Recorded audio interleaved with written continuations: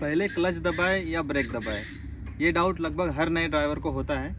तो आज की इस वीडियो में यही डाउट क्लियर होने वाला है। आई एम श्योर कि ये वीडियो देखने के बाद आपको किसी और चीज़ की ज़रूरत नहीं पड़ेगी, सारा का सारा आपका कॉन्सेप्ट क्लियर हो जाएगा। तो जैसे आप नए गाड़ी चलाना सीख जाते हैं तो उसके बाद जो आपको एक कन्फ्यूजन होती है कि क्लच पहले दबाना है या ब्रेक पहले दबाना है। तो देखो, एक वीडियो में आपको सामने का रास्ता दिख रहा है और दूसरे वीडियो में ये मैं आपको क्लच का फंक्शनिंग के लिए दिखा रहा हूँ। ये हो गई हमारी ब्रेक, ये होगी क्लच। तो देखो, जो लेफ्ट वाला पैर होता है, लेफ्ट वाले पैर का काम सिर्फ और सिर्फ क्लच दबाने का होता है। इसके अलावा इस पैर को किसी और काम में बिल्कुल यूज़ नहीं करना है। और राइट वाला जो पैर है, ये वाला, इसको, ये दोनों को देखो, ये एक्सीलेटर और ये ब्रेक, ये दोनों के बीच में इसका टो रखना है हमको, क्योंकि कभी ज़रूरत पड़ेगी यहाँ पर, तो यही सेम उठा के यहाँ पर लाना है। क्योंकि ये जो ब्रेक और एक्सीलेटर जो है, ये कभी भी एक साथ दबेंगे नहीं, क्योंकि हम दोनों को एक साथ कभी दबा ही नहीं सकते, काम ही नहीं पड़ता। तो एक पैर हो गया क्लच के लिए और एक पैर हो गया एक्सीलेटर और ब्रेक के लिए। तो जैसे हमको ब्रेक दबाने की ज़रूरत पड़ेगी तो हम क्लच से पैर उठा के यहाँ शिफ्ट कर लेंगे। तो देखो, मैं आपको बताता हूँ। अभी मैंने डाल दिया फर्स्ट गियर,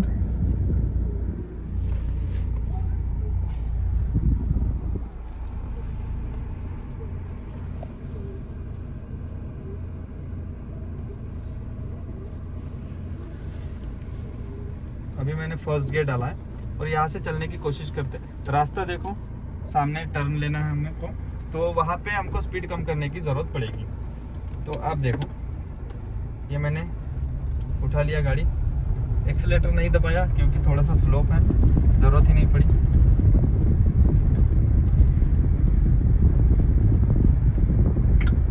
देखो, जब आप स्लो स्पीड में चलते हैं तो आप पूरा क्लच दबा के ब्रेक लगा सकते हैं। जैसे आप 20 के स्पीड से कम चल रहे तो, या फिर 20 से ज़्यादा चल रहे, मतलब 40-50 के ऊपर ही चल रहे, तो आपको गाड़ी स्लो करने के लिए क्लच दबाने की बिल्कुल भी ज़रूरत नहीं है, बस ब्रेक दबाइए। देखो, अभी फर्स्ट गियर में गाड़ी है और स्पीड भी कम है, तो देखो मैंने सिर्फ ब्रेक दबाया, फिर भी गाड़ी रुकी नहीं, बंद नहीं हुई।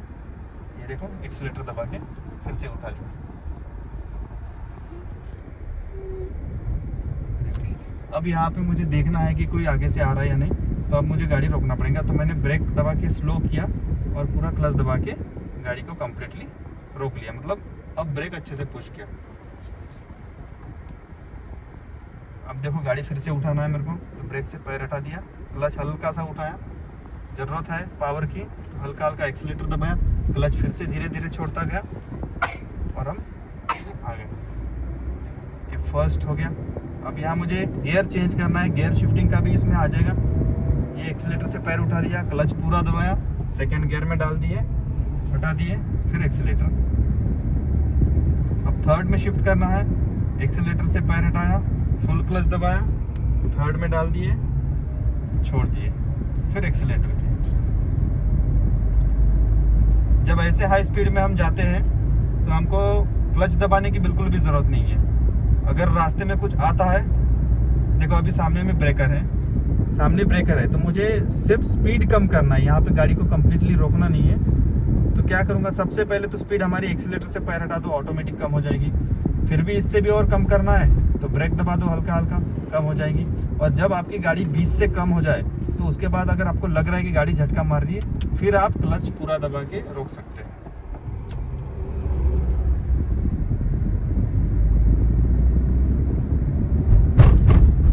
मेरा एक फॉर्मूला है, मैं क्लच तब तक नहीं दबाता हूँ जब तक गाड़ी 20 से कम की स्पीड में ना आ जाए, क्योंकि तब क्लच की ज़रूरत ही नहीं होती है हमें जब ज़्यादा चलते रहते। तो ये देखो वर्किंग, ये जो फुट है मेरा, ये हमेशा फुट रेस्ट पर है, क्योंकि क्लच बार बार दबाने का कोई मतलब नहीं है। और हाफ क्लच में गाड़ी चलाओगे तो आपके गाड़ी की क्लच प्लेट जल्दी से जल्दी ख़राब हो जाएगी, आपके ऊपर मोटा खर्चा आ जाएगा।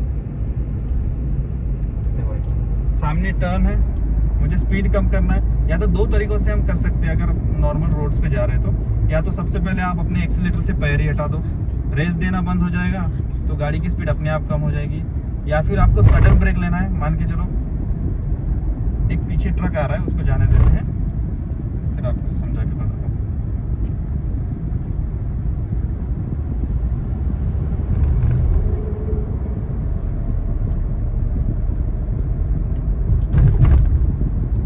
ये गाड़ी अच्छी खासी स्पीड में चल रही है, लगभग 40 की स्पीड में चल रही है।